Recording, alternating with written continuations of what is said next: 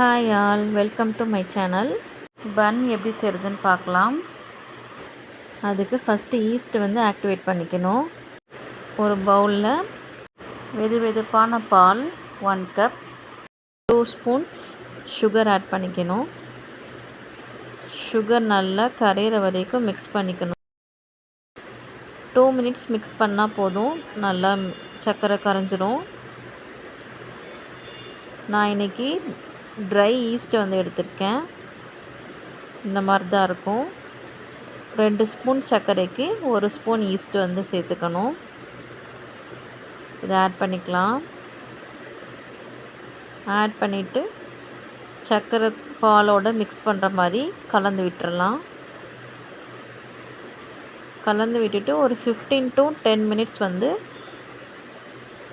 Close பண்ணி வச்சுட்டு 10 minutes கழித்து எடுத்து பார்த்தோம்னா ஈஸ்ட் இந்த மாதிரி ஆக்டிவேட் ஆகிடும். இந்த மாதிரி பொங்கி இருக்கும். இதுதான் ஆக்டிவேட் ஆகுறதுன்னு அர்த்தம். இப்படி தான் இருக்கும்.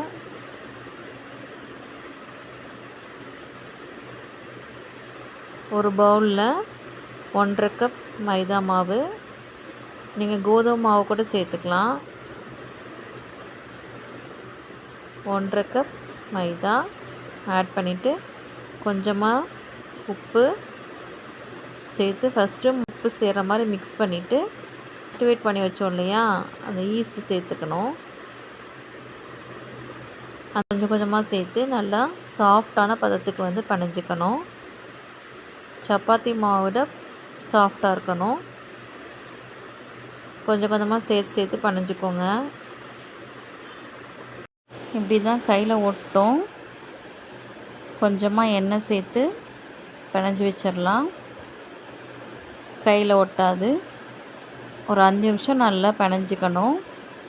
நீங்கள் எண்ணெய்க்கு பதிலாக பட்டர் கூட சேர்த்துக்கலாம். 5 நிமிஷம் நல்லா இந்த மாதிரி பிணைஞ்சதுக்கப்புறம் பிளேட் வச்சு க்ளோஸ் பண்ணி வச்சிடலாம். ஒரு 1.5 மணி நேரம் கழித்து எடுத்து பார்த்தா இந்த மாதிரி புஷ்ஷுன்னு வந்திருக்கும். சூப்பர் சாஃப்டாக இந்த மாதிரி சாஃப்டாக இருக்கும்.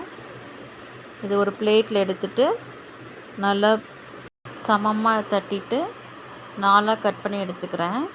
இந்த மாதிரி கட் பண்ணி எடுத்ததை கார்னர்ஸ் மட்டும் உள்ளே வச்சு மடக்கி விடணும். இதை மாதிரி செஞ்சு எடுத்துகிட்டு ஒரு இட்லி பாத்திரத்தில் எண்ணெய் தடவி நம்ம செஞ்ச உருண்டைகளை அதில் எடுத்து வச்சிடணும்.